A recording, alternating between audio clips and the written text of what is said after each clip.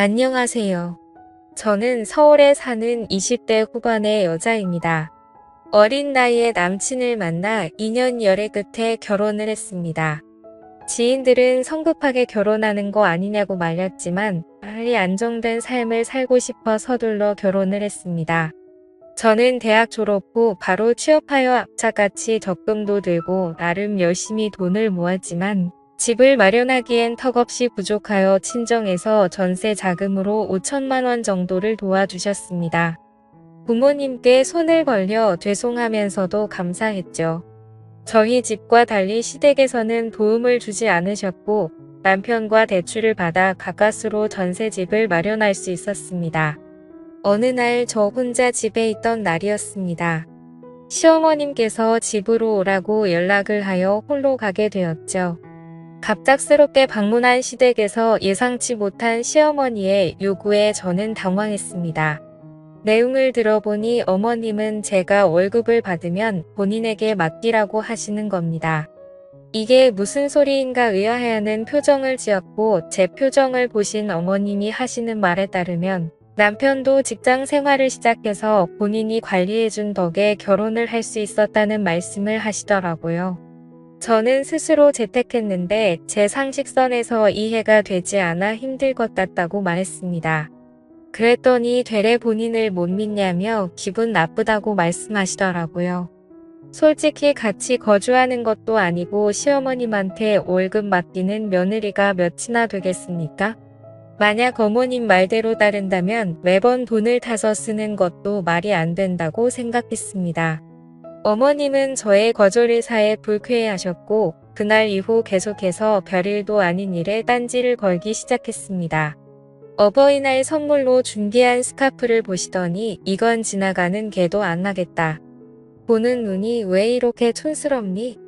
완전 시골 노인네 패션이네 하셨고 나름 요리 솜씨를 발휘해 음식을 대접했을 때는 이게 사람 먹으라고 만든 거니 네 맛도 내 맛도 아닌 음식을 가져오면 어떡하니? 쓰레기 봉투 값이 더 들겠다. 라며 온갖 트집을 잡았습니다. 저런 말을 들었을 때 너무 당황하여 아무 말도 하지 못하였습니다. 저를 지나가는 남보다 못하게 대하는 어머니 때문에 시댁에 가고 싶지 않았습니다. 옆에서 본 남편은 그만하라고 어머니를 나무랐고 그럴 때면 어머님은 오히려 기세등등한 태도로 저에게 더 모신 말들을 퍼부었습니다. 어느 날은 저희 집으로 연락도 없이 방문해 대뜸 주방으로 가서 냉장고를 열어보시더니 너는 살림한다는 애가 이게 뭐니? 냉장고 정리를 하고 살긴 하는 거니? 먹을 거라곤 김치 쪼가리뿐이구나 하며 잔소리와 함께 냉장고에 있던 반찬통들을 바닥으로 던지기 시작했습니다. 어머니의 몰상식한 태도에 저는 멈춰달라고 말씀드려도 듣지 않는 태도에 화가 나서 솔직히 저도 살림만 하는 주부 아니고요 밖에서 일도 하는 사람이에요. 남편이랑 동등하게 일하고 오는데 살림까지 완벽하게 바라시는 건 욕심 아니세요? 하고 말했습니다. 어머님은 어디서 말대답이야? 너네 친정에서는 시어머니한테 그따위로 말대답하라고 가르쳤니? 가정교육을 어떻게 받은 거야? 여자가 결혼을 했으면 당연히 살림도 신경 써서 해야지 하며 고리타분한 이야기를 시작하셨습니다. 무식한 사람이라 대화가 안 통했고 너무 짜증나 대답도 안 했더니 너 우리 아들 월급 친정 가져다 주니? 집안 꼴도 거지꼴이고 나는 너가 대체 그 돈들을 어디다가 쓰는지 도통 모르겠다고 저에게 따지듯이 말씀하셨습니다. 어이가 없어 어머님을 보며 친정이 저희 집보다 더 잘 살아요. 쓸데없는 이야기 하시려고 연락도 없이 오신 거예요? 물었습니다. 듣고 있던 어머님은 내 아들 집에 맘대로 올 수도 있지. 이게 너만 사는 집이니? 그리고 살림이 꼴날 줄 알고 니네 월급 나한테 주라고 했던 거야? 그럼 내가 와서 집도 정리해주고 너네도 얼마나 좋니? 라며 아무렇지 않게 말하시더라고요. 그동안 저한테 모질게 했던 이유가 맡기지 않은 월급 때문이란 걸 알게 되었죠. 이야기가 끝나지 않으면 안 가실 것 같아 우선 남편과 상의해보겠다고 말씀드리고 그만 가시라고 인사했습니다. 저는 남편이 오기만을 기다렸고 오자마자 오늘 있었던 일을 이야기했습니다. 남편은 오히려 아무렇지 않게 엄마가 그렇게 하라고 했으면 그렇게 해 집안을 해주고 하면 우리도 편하고 좋지라고 대답하더군요. 결혼하면 부모로부터 독립하는 건데 이건 잘못된 행동이라 반박했고 남편은 기나긴 논쟁 끝에 저의 의견을 따르기로 했습니다. 그리고 어머님께 전셋집 구할 때도 주지 않고 모으고 있다던 돈을 모두 달라 말씀드리라고 했습니다. 남편 역시 알겠다고 해서 저는 그렇게 정리가 되는 줄 알았습니다. 하지만 일은 그렇게 쉽게 끝나지 않았습니다. 시어머니는 남편에게 연락을 받고 화가 났는지 저희 둘을 모두 시댁으로 부르시더라고요. 어머님은 이야기 들었다며 어떻게 사람이 그럴 수 있냐고 저에게 나무라셨습니다. 내가 돈을 불려서 주려고 하는데 너는 왜 그렇게 빼뜨게 생각하니? 그동안 군말 없이 잘 주고 있던 내 아들 월급을 내가 뭔데 관리한다고 가져가는 거야? 너는 시어미를 못 믿는 거니? 하셨습니다. 대화를 하면 할수록 어이가 없어 저는 이제 결혼돼서 새로운 가정이 있는데 어머님께서 관리하시는 건 말이 안 되는 것 같아요.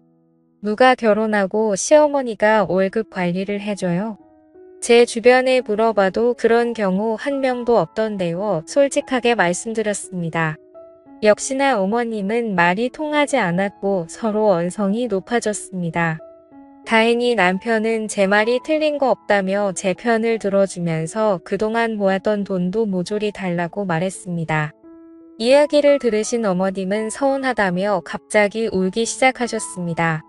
당황한 남편은 어머님을 달래기 시작하는데 저는 그 눈물이 가짜라는 확신이 들었습니다. 우선 그날은 예상치 못한 어머님의 울음에 확답을 들을 수 없었고 나중에 다시 말하기로 한 뒤 넘어갔습니다. 하지만 저는 결론을 빨리 내야 한다는 생각에 집에 도착해서 남편에게 가족일수록 돈 문제는 확실하게 해야 한다고 말했죠. 남편은 그동안 일을 다니면서 어머님께 드렸던 월급을 대략적으로 계산하였고 어찌나 경제관념이 없던지 하나부터 열까지 옆에서 말해줘야 했습니다. 저에게 여보는 돈 관리 똑부러지게 잘하는 것 같아. 나 결혼 잘했나 봐. 우리 부자 되는 건 금방이겠어 하더라고요. 제가 똑부러진 게 아니고 본인이 멍청한 건지를 몰라 한심했습니다. 우리는 주말에 다시 시댁을 방문하겠다고 연락드렸습니다. 그런데 어찌된 일인지 어머님은 저희에게 일이 있다며 오지 말라 하셨고 그 뒤로도 제 연락을 피하는 느낌이 들었습니다. 남편도 어머님의 행동에 대해 수상하다 느꼈는지 자신이 따로 연락하겠다 했습니다. 그러나 3개월이 지나도 깜깜한 소식이었죠. 어느덧 추석이 다가와 명절 준비를 위해 어머님께 전화했더니 드디어 연락을 받으셨습니다. 기다리던 명절 당일이 되어 차례를 모두 마치고 남편은 어머님께 그동안 모아두신 돈에 대해 말을 꺼내었습니다. 이야기를 듣던 어머님은 발끈하시며 지금 그 돈을 왜 찾아? 하며 소리치시는 겁니다. 남편은 왜 소리를 질러? 그때도 말했지만 결혼했으니 이젠 새롭게 재테크 시작해야지 라고 말했습니다. 당황한 어머님은 마치 술에 취한 사람처럼 횡설수설 하시더라고요.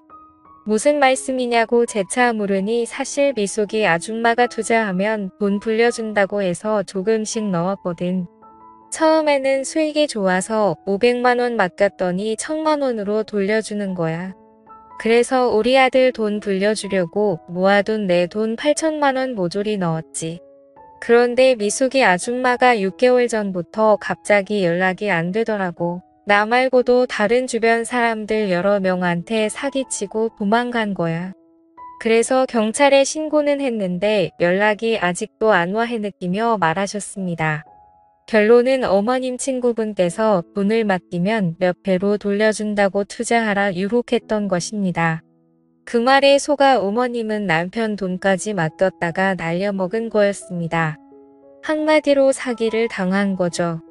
남편은 처음 듣는 말에 본인의 돈을 상의도 없이 투자했냐며 화가 나 다시는 엄마를 보고 싶지 않다고 소리치며 밖으로 나가버렸습니다.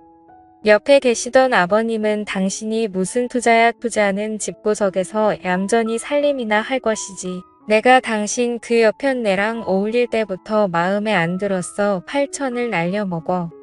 그것도 아들 돈인데. 미쳤지 미쳤어. 당신 제정신이야? 그리고 그런 일이 있으면 가족한테 먼저 말해야지 집안 꼴 잘 돌아간다 하며 나무라셨습니다. 저에게 어머님 대신 사과한다고 하셨지만 전혀 그 말이 귀에 들어오지 않았습니다.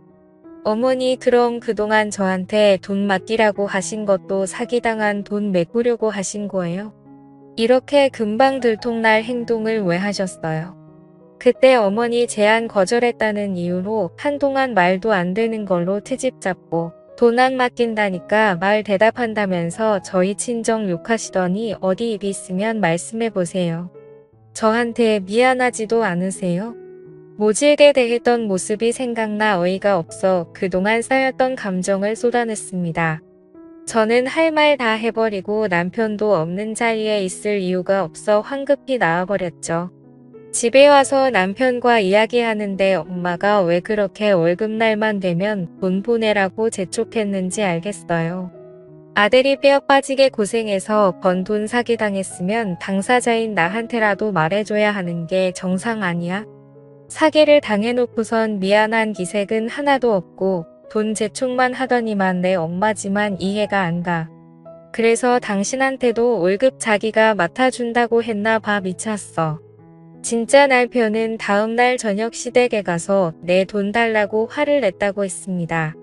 시어머니는 내가 그동안 너를 키워준 거 계산하면 8천만 원도 싸다는 거 모르니 고작 그거 없어졌다고 엄마한테 따질 일이니 화를 내셨다고 했습니다.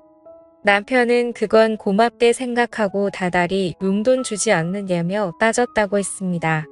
오히려 화가 난 시어머니는 다음 달 내로 돈 줄 테니 앞으로 집에 오지 말라고 하면서 남편을 내쫓았다고 했습니다. 그렇게 한 달이 흘렀고 시아버지한테 전화가 왔습니다. 평소 우리를 부르시지 않는데 찾는 거 보니 무슨 일이 생겼다는 걸 직감했습니다. 부랴부랴 시댁으로 찾아갔고 문을 여는 순간 시어머니는 시아버지 다리를 잡으며 잘못했다고 빌고 있었습니다. 일단 둘을 진정시키고 무슨 일이냐고 물어봤습니다. 현재 시아버지는 15년 된 차량을 타고 계십니다. 몇십 년 동안 고생하시며 집안을 일으키셨기에 남은 노후를 즐기기 위해 몇 달 전 차량을 계약했었습니다. 기다리던 새 차가 나온다는 소식에 잔금을 치르기 위해 이체를 하라고 하니 잔액이 부족하다고 떴다고 하시더라고요.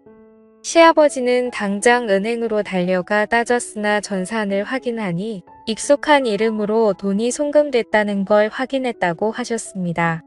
이름을 곰곰이 생각해 보니 시어머니의 지인인 걸 알아채신 뒤 집으로 돌아와 지금 이 상황이 됐다고 하셨습니다.